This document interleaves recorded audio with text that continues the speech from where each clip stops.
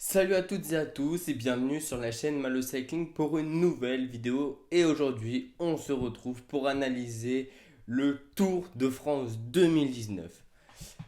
Quel Tour de France 2019 nous avons vécu. Ça a été vraiment un Tour de France de folie, beaucoup de rebondissements, un très beau Tour de France de la part des Français. Et on va aujourd'hui s'attarder sur 5 Français qui font partie des 15 premiers du classement général pour 4 d'entre eux et un qui a abandonné sur le Tour de France. On va commencer par celui qui nous a fait le plus rêver, c'est Julien Alaphilippe qui a porté 14 jours le maillot jaune sur ce Tour de France. Il finit 5e au classement général, c'est vraiment une très belle performance du Français. Julien Alaphilippe, il a récupéré le maillot jaune le troisième jour de course d'un coup de panache en attaquant à 15 km de l'arrivée. Il l'a perdu 3 jours plus tard en mai. Ça n'a pas duré puisque déjà 2 jours après, sur l'étape de Saint-Étienne, où il attaque avec Thibaut Pinot, il récupère ce maillot jaune. Ensuite, il arrivera à passer les étapes de plaine, les contre-la-montre. Il le gagnera même ce contre-la-montre Julien Alaphilippe. Et il arrivera aussi à passer les Pyrénées. Mais les Alpes auront raison de lui et ça sera beaucoup trop difficile pour garder la roue des favoris comme Egan Bernal qui a gagné le Tour de France hier sur les Champs-Élysées. Julien Alaphilippe a fait une très belle performance, il ne se pensait même pas capable de pouvoir rivaliser avec les grands coureurs du classement général sur ce Tour de France. Mais voilà, c'est un grand bonhomme, il est très fort et il a réussi à garder même sa 5e place au classement général. Et il l'a dit hier, lui préfère avoir porté 14 jours le maillot jaune, gagner 2 étapes, des 3 étapes françaises sur ce Tour de France, plutôt que de rester dans les roues, de ne gagner aucune étape et de terminer sur le podium du Tour de France, comme l'a fait par exemple Crosswhite. Donc voilà, Julien Alaphilippe, c'est le premier Français dont je voulais parler. Il a fait un très grand Tour de France, 2 victoires d'étape, une en première semaine sur l'étape où il attaque à plus de 15 km de l'arrivée. Et l'autre étape, c'est le contre-la-montre individuel 2 semaines plus tard, juste avant d'entrer dans les Pyrénées, où là, il arrive à mettre 14 secondes à des spécialistes comme Geraint Thomas qui finira deuxième du Tour de France. Ensuite, on va parler de la déception côté français, mais c'est pas la déception, c'est pas quelqu'un qui nous a déçus, en fait, c'est une fausse déception parce qu'il nous a pas déçus sur le plan sportif. C'est Thibaut Pinot qui a dû abandonner à 2 jours de l'arrivée suite à un choc avec son guidon. Il s'est fait une déchirure au quadriceps et ne pouvait plus appuyer sur les pédales. Voilà, Thibaut Pinot, ça continue le malheur avec la malchance avec le Tour de France. C'est son 4e abandon en cette participation. Thibaut Pinot, lui, il visait la victoire à Paris. C'était vraiment son objectif. Il avait réussi à prendre le large en première semaine avec Julien Lafilippe. Il avait très bien couru. Il avait pris près de 20 à 40 secondes sur les principaux favoris. Il a été pris dans une bordure le lundi, juste avant la journée de repos. Et malheureusement, ça l'a fait reculer au classement général. Il avait donc à ce moment-là 1 minute 40 de retard sur les favoris. Mais il ne s'est pas désuni, ça lui a donné une rage et il a sorti un très très beau chrono juste avant les Pyrénées, celui que Julien Alaphilippe gagne.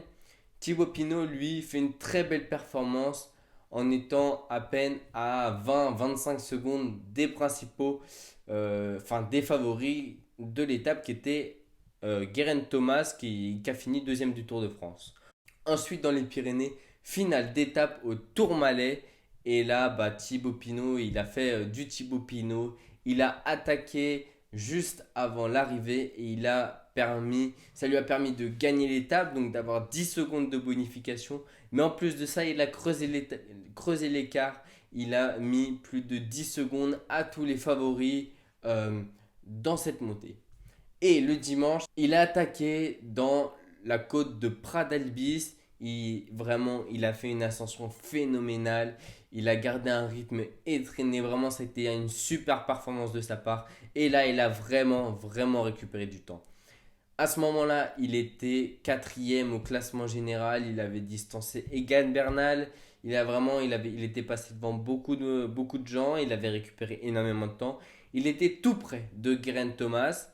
Tout se passait bien. Il était dans les roues. Il avait fait attention après cette deuxième journée de repos le lundi. Tout se passait très bien. Et vendredi, dans une des étapes reines des Pyrénées, on voyait Thibaut Pinot qui était pas très bien, il pédalait avec un bandage et c'était pas très fluide. Et ensuite, il est descendu à la voiture des médecins qui lui ont mis de la glace, etc. Bref, c'était enfin du froid, c'était bizarre. Et puis tous ses coéquipiers passaient à côté de lui en lui donnant une tape dans le dos. Mais personne ne s'inquiétait alors que normalement un leader de cette carrière-là, quand il est pas bien, et bah, tout le monde l'attend. La personne ne l'attendait. Donc ils étaient au courant que Thibaut Pinot n'était pas bien. Et quelques kilomètres plus loin, au kilomètre 36 précisément sur cette étape, il abandonna le Tour de France. Donc c'était vraiment une grosse déception du côté français parce qu'il avait toutes les cartes en main. C'était vraiment lui le meilleur en montagne. Il pouvait vraiment gagner ce Tour de France où il restait deux étapes de haute montagne. Bon voilà, c'est vraiment la déception côté français, mais on ne peut pas lui en vouloir parce que comme il dit, ça c'est des choses qui lui arrivent qu'à lui, se blesser de cette manière-là, enfin pour esquiver une chute. Donc voilà, grosse déception pour Thibaut Pinot, mais il a dit qu'il reviendrait sur le Tour de France 2020 l'année prochaine pour cette fois-ci gagner le Tour de France vraiment. Et il espère qu'il ne lui arrivera aucun pépin à Thibaut Pinot qui lui va continuer sa saison plus tard sur les classiques en Italie. Voilà, maintenant on va parler du troisième coureur qui est un coéquipier de Thibaut Pinot. Ça a été la révélation de ce Tour de France. Ça a été David Gaudu. Il a seulement 22 ans. C'est un coureur de la Groupama FDJ de Thibaut Pinot. Et ce coureur, c'est vraiment une pépite. Faut vraiment pas que la FDJ le lâche. Ils ne le lâcheront pas. C'est un breton. Dans l'école, quand Thibaut Pinot était bien et même quand il n'était pas super bien forcément, et bah David Gaudu, il se mettait à l'avant du groupe et il roulait très fort et il se donnait à fond pour Thibaut Pinot. Et ça a vraiment d'être un gars super qui a lui vraiment une grande carrière devant lui. Il faut qu'il progresse encore en contre-la-montre. Il n'est pas très bon. Il a fini deuxième du classement des meilleurs jeunes derrière Egan Bernal qui lui gagne le Tour de France et qui a le même âge. Mais voilà, vraiment, c'est une grande pépite du cyclisme français qu'il faut absolument pas lâcher. Il a vraiment du panache, il a l'envie et ça se voit que lui, il a la carrure pour gagner le Tour de France. Quelques progrès à faire en contre-la-montre, bien qu'il soit vraiment pas mauvais. Et ce David Gaudu gagnera d'ici 5-6 ans le Tour de France. Comme j'en ai parlé sur Clac Radio, c'est vraiment une pépite du cyclisme français. On va ensuite parler du deuxième français qui, au classement général, il est dixième et ça y est, c'est le retour de Warren Barguil. J'ai pu vous en parler sur la vidéo des championnats de France et j'avais dit qu'il serait de retour sur le Tour de France. Et malheureusement, il n'a pas gagné d'étape Warren Barguil, il n'en a pas gagné, mais il a fait une dixième place au classement général et ça c'est vraiment très bien de sa part. Il pensait pas, moi non plus je pensais pas qu'il pouvait faire ça. On pensait qu'il pouvait jouer l'étape pour le maillot à poids, mais non, une dixième place. Mentalement, c'est de bon augure pour Warren Barguil qui a retrouvé ses jambes il y a 2 ans, en 2017, où il avait gagné 2 étapes sur le Tour de France. Donc, super Tour de France de la part de Warren Barguil qui a été offensif, faut le dire. C'est vrai que malheureusement, il ne pouvait pas prendre des grosses échappées parce qu'il n'était pas très loin au classement général, mais il a tenté des choses sur les dernières étapes où il y a eu vraiment, oui, il y a eu des problèmes sur les dernières étapes où elles ont été raccourcies, etc. Et moi, je pense que si ça avait été, bah voilà, les étapes en entière, il aurait pu faire vraiment de très belles choses. Voilà, mais très beau Tour de France de la part de Warren Barguil, qui est le deuxième français au classement général à la 10e place. Et pour terminer, je vais parler, on va dire, de la déception côté français. Là, c'est une réelle déception. C'est Romain Bardet. Il a réussi à se consoler, Romain Bardet, avec le maillot à poids, mais lui était parti comme Thibaut Pinot pour gagner le Tour de France 34 ans après Bernard Hinault. Voilà, Romain Bardet, il termine 15e au classement général à plus de 20 minutes du vainqueur. C'est une déception. En première semaine, il n'était pas du tout au rendez-vous. Il n'arrivait pas à tenir les roues. En deuxième semaine, c'était la même chose. Et en troisième semaine, voilà, il a eu l'orgueil d'un champion, ça a été d'aller chercher le maillot à poids. Malheureusement, il n'a pas réussi non plus à gagner d'étape. Voilà, c'est une déception côté français, bien qu'il y ait le maillot à pois qui soit un maillot symbolique. D'ailleurs, on peut quand même dire que on peut quand même féliciter qu'ils gardent le maillot français dans le clan tricolore, puisque depuis 2017, le maillot à pois n'est pas sorti des mains d'un Français. Donc voilà, Romain Bardet, ça va être une très grosse remise en question. Il va voir s'il ne se projette pas sur d'autres tours, sur d'autres grands tours, comme le Tour d'Italie, sur lequel Thibaut Pinot est allé les 2 dernières années. Voilà, alors Romain Bardet, voilà, c'est vraiment un grand champion. Il est quand même vice-champion du monde. Mais sur ce Tour de France, voilà, déception. On aurait pu imaginer qu'il fasse un meilleur Tour de France. Il finit 15e au classement général.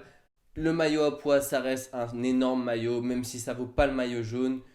Au moins, la déception est pas totale pour lui et pour son équipe. Ils sont allés sur le Tour de France. Ils ont réussi à ramener quelque chose.